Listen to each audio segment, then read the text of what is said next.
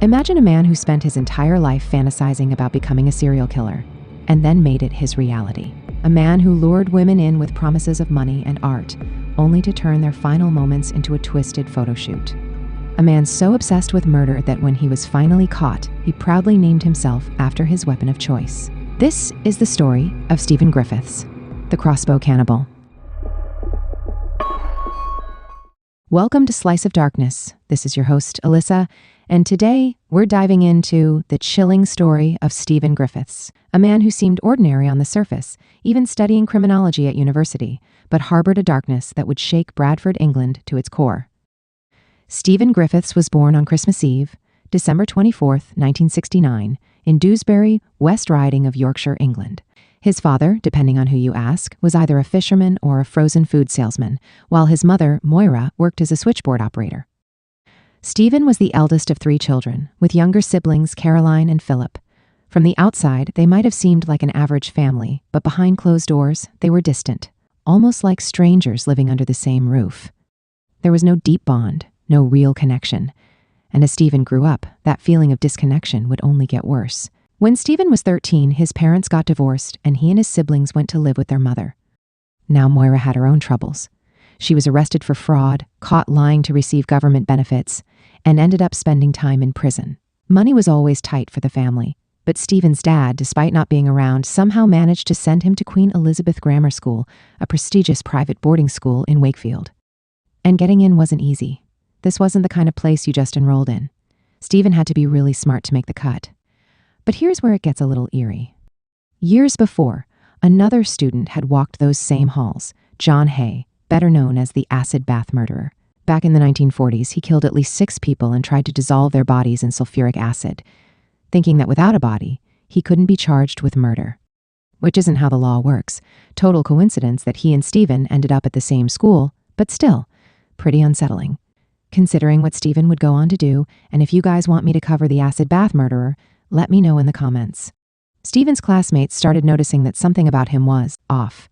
He carried a briefcase everywhere, and inside he always had a knife. He was obsessed with martial arts magazines and weapons. One classmate described him as a bit of a nutter and claimed he liked skinning birds and harming animals, which is a huge red flag. This kind of behavior is actually a common early warning sign among future violent criminals. Psychologists have identified a pattern in some of the most notorious killers, known as the McDonald Triad. It points to 3 disturbing childhood behaviors: animal cruelty, fire starting, and chronic bedwetting, as possible early signs of violent tendencies. While bedwetting on its own is common in kids, deliberately harming animals and setting fires are never just phases, they're serious red flags. Notorious serial killers like Jeffrey Dahmer, Ted Bundy, and Edmund Kemper all started by torturing animals before turning their violence toward people.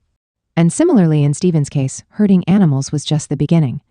In 1986, when he was 17, he left school and moved back in with his mom. But home life wasn't great. His mother was reportedly very promiscuous, bringing different men home frequently, sometimes even engaging in intimate activities in their garden in full view of the neighbors. This seemed to fuel a deep resentment in Stephen. Throughout his youth, he was treated by psychiatrists at 3 different hospitals. Whatever they saw in him, it was enough to warrant serious concern. His records even described him as, quote-unquote, a dangerous man.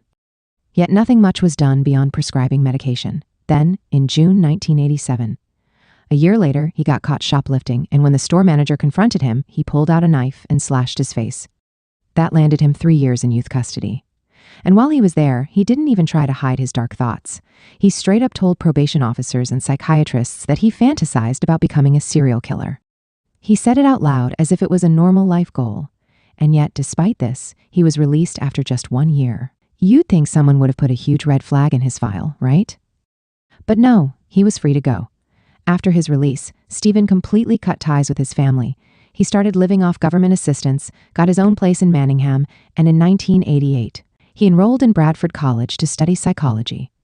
On the surface, it might have seemed like he was trying to build a normal life, but his disturbing behavior never really stopped. By September 1989, he was caught using an illegal air pistol to shoot birds. But he wasn't just killing them, he was retrieving their bodies and dissecting them. This wasn't some harmless curiosity about anatomy, it was a clear sign of his growing fascination with death. Yet, for this, he only received community service. No serious intervention, no real consequences. Not long after, he was sent to Rampton Hospital, a high-security psychiatric facility, where doctors diagnosed him with a personality disorder, along with sadistic and schizoid psychopathy. These conditions are often linked to a lack of empathy, detachment from reality, and, in his case, an obsession with violence. His psychiatric report even stated that he had a preoccupation with murder, particularly multiple murder. That alone should have raised serious alarms. But despite everything, the violence, the disturbing thoughts, the documented psychological concerns, he kept slipping through the cracks. The next year, Stephen was sentenced to 2 years in prison after holding a knife to a girl's throat. There aren't many details available about what exactly happened, but one thing was clear: his behavior was getting more violent. He served his time at Leeds prison, and 2 years later, when he got out in 1993, his obsession with serial killers had intensified. He bought every book he could find about murderers, reading them like a student cramming for exams. His idols: Jack the Ripper, the Moors murderers, the acid bath murderer, and his personal favorite, the Yorkshire Ripper, a notorious local killer known for targeting women. By 1996, at 27 years old, Stephen moved into a small one-bedroom flat in Homefield Court, a housing association complex right on the edge of Bradford's red light district. The area, especially Thornton Road, was known for sex workers who walked the streets every day. On the surface, he seemed like a regular person. He was still in school and doing exceptionally well. He was a brilliant student, earning top grades. But behind closed doors, those dark fantasies he had talked about years earlier were still there, growing stronger. And soon, he would turn those fantasies into reality. In the fall of 1997, Stephen started his psychology degree at Leeds University. It was during this time that Stephen met Zita, through a Lonely Hearts column in a newspaper, a popular way to find romance before dating apps existed. When they first met in person at a local pub, she was immediately drawn to him. He was charming, well-spoken, and seemed intelligent. To Zeta, he seemed like a great catch, educated, well-read, and thoughtful. She never could have guessed that beneath that polished exterior lurked something far more sinister. Zeta said he'd come over to her place a few times a week, but he never invited her to his. She was always under the assumption that he lived with his parents. After dating for a while, Zeta noticed he had some weird quirks. He had trouble with intimacy and was super picky about certain things, like his hair. He didn't like it if anyone touched it. Even if she just brushed against it, he'd get visibly very upset. He also had an extreme fear of insects, or spiders crawling into his ears while he slept. Every night, without fail, he stuffed his ears with cotton wool. One night, when he didn't have any wool, he refused to go to bed. He didn't just stay awake, but wouldn't even lie down, as if the mere thought of lying down without his ears plugged was unbearable. Even after 2 years of dating, Zeta had never been to Stephen's place. He always had an excuse, but eventually she insisted on seeing where he lived. When he finally let her in, she immediately regretted it. The moment she stepped inside, she was hit with an overwhelming sense of unease. The place was straight up creepy. The first thing that caught her eye was a massive bookshelf packed with horror novels and books about serial killers. This was the late 90s, long before the internet made true crime a mainstream interest, so seeing that many books about murderers in one place was seriously unsettling. Then there were the horror movies, what she later described as horrific video nasties. These weren't just regular horror films, they were the kind of slasher movies that made you sick to your stomach. But Stephen didn't just watch them, he laughed at them. The gorier, the better. If someone got brutally murdered on screen, he'd throw his head back and cackle like it was the funniest thing he'd ever seen. And then there was the apartment itself. Every surface, carpets, furniture, everything was covered in plastic. At first glance, it could have been a weird cleanliness quirk, but something about it felt off. It didn't feel like he was trying to keep things tidy. It felt like he was preparing for something. Then she spotted them, a crossbow and samurai swords, just casually lying around. That was the final straw. Her gut was screaming at her to get out. Thinking fast, she faked feeling sick and asked him to take her home. He did, and not long after, she ended things with him over text, a decision that, looking back, probably saved her life. Years later, reflecting on their relationship, she admitted that Stephen had always been kind, caring, and loving toward her. But the night she stepped into his flat, that was the first and only time she ever truly felt afraid of him. And in hindsight, she realized just how lucky she was to have gotten out when she did. Following this, Stephen continued dating different women, but his relationships were far from normal.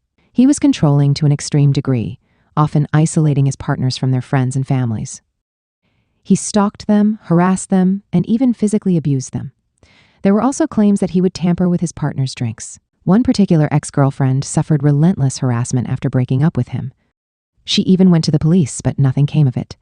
Stephen would show up at her place, spray painting crude messages on her walls. He left her terrifying voicemails, one in which he eerily declared, "I'm not going away," followed by a chilling, cartoonish, villain-like laugh. "I'm not going to go away, so I guess you'd better."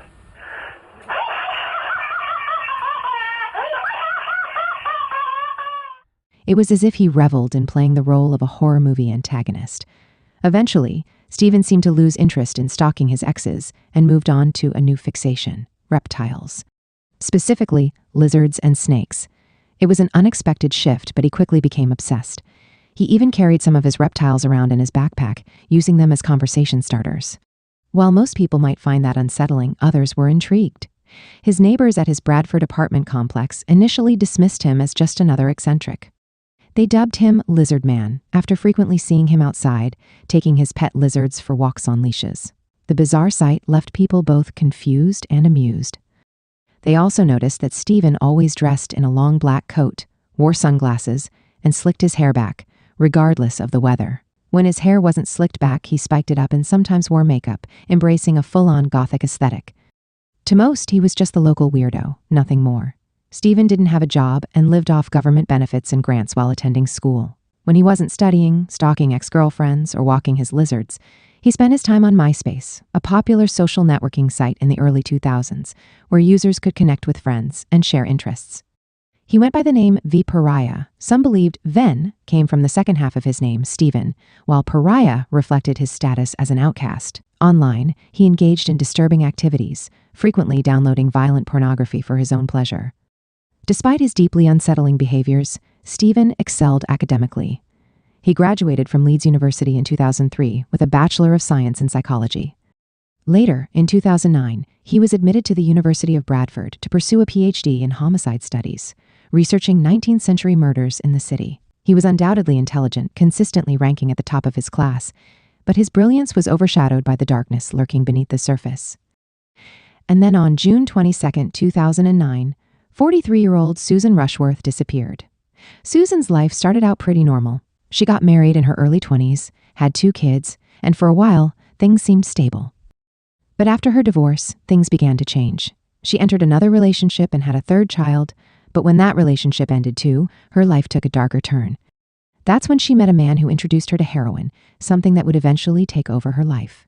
Her mother was very worried and did everything she could to help. She got Susan into rehab, and for a little while, it seemed like she was going to turn things around. But addiction isn't that simple. No matter how hard she tried, she kept getting caught in a cycle. She'd get clean, relapse, try again, and relapse again. Eventually, she reached a point where she needed money to support her addiction, and that's when she turned to sex work. On the day she went missing, Susan was on her way to a pharmacy. Surveillance cameras caught her getting off a bus in the Bingham area around noon, but after that, she just vanished. That was the last time anyone ever saw her. Unlike many cases of missing sex workers, the police took her disappearance seriously. They interviewed potential witnesses, searched nearby woodlands, and even drained a local lake, but no solid leads emerged. In the search for Susan, the investigation led nowhere. Then, about 10 months after her disappearance, another woman went missing in the same area. Shelley Armitage was a bubbly girl who grew up attending Catholic school. Photos from family beach vacations show her as a carefree soul in her childhood. She once dreamed of becoming a model and traveling the world. Unfortunately, she became addicted to heroin at just 16 and struggled with addiction on and off throughout her life. By the age of 31, when she disappeared, Shelley was still battling her demons. She was last seen on April 26, 2010, around lunchtime, when she ran into her parents while they were out shopping. They chatted briefly, completely unaware that this would be the last time they ever saw or spoke to their daughter. That evening, at around 7 p.m., Shelley left her flat with a friend. The two had dinner together before walking towards Sunbridge Road and Rebecca Street. Shelley had mentioned she was going on the beat, a slang term for engaging in sex work. At 10 p.m., CCTV footage captured Shelley for the last time, and then she simply vanished. The police conducted thorough searches, but once again, they found nothing. No leads, no answers. Then another woman disappeared. Suzanne Blamiers was born and raised in Bradford. She was described as lively, spirited, and kind-hearted.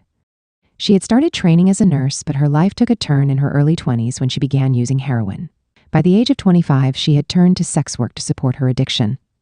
On May 21, 2010, Suzanne was last seen by her mother, who dropped her off at her flat. Not long after, a breakthrough in the case would change everything. A man was out walking his dog near the Shipley waterways when he spotted a rucksack floating in the water. Curious, he pulled it out. It was heavy, and something felt off. He unzipped it, expecting to find discarded belongings, but instead, he was met with a horrifying sight, a human head. At first, he mistook it for a football, but as he looked closer, he realized the gruesome truth. The head was badly dismembered, making identification difficult. By this point, the police were certain they had a serial killer on their hands. Just 2 days before the discovery, a caretaker was reviewing security footage from the building where Stephen lived. As part of his job, the caretaker routinely checked for any suspicious activity, vandalism, or disturbances. But what he found this time was beyond disturbing. The footage from 2:30 a.m. showed Stephen entering his apartment with Suzanne Blamiers. They appeared familiar with each other, walking together seemingly at ease. However, just 3 minutes later, Suzanne was seen running out of Stephen's apartment in terror. She was panicked, desperate to escape. Moments later, Stephen emerged, wielding a crossbow, and chased after her. The next moments occurred off camera, but Stephen was later seen dragging Suzanne's lifeless body back into his apartment, with an arrow lodged in her head. Afterwards, Stephen casually looked up at the security camera, flipped it off, and proudly displayed his crossbow, as if mocking the surveillance system. Shortly after, he left his apartment again, presumably heading to the red light district to lure another victim. At 3:35 a.m., he was seen conversing with another woman outside his building. She must have sensed something was off because she ultimately chose not to go inside with him and walked away. Frustrated, Stephen tried again, leaving his apartment at 4:28 a.m. in search of another target. He returned alone, seemingly unsuccessful in finding a new victim. When police reviewed this footage, they wasted no time. On May 24, 2010, 22 officers stormed Stephen's apartment and arrested him. During questioning, he was shockingly open about his crimes. He admitted not only to murdering the women, but also to eating parts of them. Police confirmed this through forensic evidence. DNA from both Shelley Armitage and Suzanne Blamiers was found on his stovetop. Stephen went into disturbing detail about his crimes. After killing the women, he dismembered them in his bathtub using knives and power tools. He then placed body parts into duffel bags and plastic sacks before disposing of them in the nearby lake. Authorities were able to reconstruct much of what happened to Shelley, partly because Stephen had recorded parts of the crime on his phone. Disturbingly, at one point, someone found a phone left on a train and, upon looking through it, discovered footage of what appeared to be a murder. They turned it in to the police. Some speculated that Stephen left the phone behind intentionally, craving attention, while others believed it was a careless accident. Either way, the footage was disturbing. The video showed Shelley tied up in his bathtub. Stephen spray-painted the words "my sex slave" on her back while narrating his actions, calling himself Ven Pariah, the bloodbath artist. He recorded himself dismembering her before placing body parts into a rucksack. Later, CCTV captured him carrying the bag to a train station before dumping it somewhere along the way. After murdering his third victim, Suzanne, Stephen posted a chilling message on MySpace under the name Ven Pariah. Ven Pariah has finally emerged into the world. What will this pseudo-human do, one wonders? Poor Stephen pretended to be me, but he was only the wrapping. He knew towards the end that I supplied the inner core of iron hatred bound tightly in flesh. At very long last, the time has come to act out. His words echoed Thomas Harris's novel Red Dragon, which introduced the infamous character Hannibal Lecter. But unlike fiction, Stephen Griffiths was real, and his horrors were undeniable. Stephen told police that he would approach these women and tell them that he was a photographer and that he wanted to take photos of them back at his place. He said that a lot of the time he would offer them either drugs or money in exchange for the photographs. If the women accepted, they'd go back to his place, and he would often tell them to lie on the bed with their backsides in the air for portraits that would supposedly go in his new art gallery exhibit. Stephen did, in fact, photograph the women, but tragically, the photos weren't taken until after they were dead. They became part of his personal trophy collection. During questioning, he bragged to the officers that he had actually killed many more women, but never gave details as to how many, when, where, or how. Police searched Stephen's flat and found 2 crossbows and bolts, along with 30 knives and bookshelves filled with stories and magazines about different serial killers. They also found DNA evidence of victims on his walls, in the bathroom, in the kitchen, just all over the place. He did not do a good job of hiding any evidence. It seemed to police that Stephen had recently tried to get rid of the evidence because his carpets were ripped up and some of the tiles inside his place were removed, but ultimately, he wasn't successful. While Stephen was in custody, a person near the banks of the River Aire, about 5 miles north of his flat, discovered a woman's head and other body parts. There was a crossbow bolt, and again, there was a knife still lodged in the head. The head had been skinned, and nearby was what appeared to be a killer's kit bag containing hacksaws and knives, which was assumed to have been used for dismemberment. A few days later, police confirmed that the body parts belonged to Suzanne and Shelley. Stephen was charged with their murders, as well as the murder of Susan Rushworth. During interrogation, he confessed to killing Susan, Shelley, and Suzanne.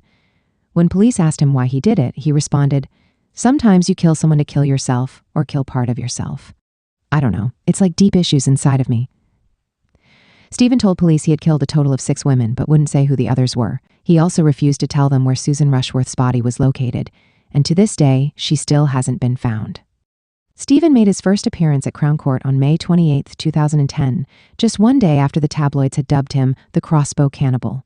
He seemed to love this, because when the magistrate asked for his name, he responded, "The Crossbow Cannibal." Since childhood, he had openly stated that he wanted to be a serial killer, so this title probably gave him a sense of pride. His trial was set for later that year. On December 21, 2010, Stephen, dressed in a gray tracksuit and surrounded by 5 security guards, entered the Leeds Crown Court.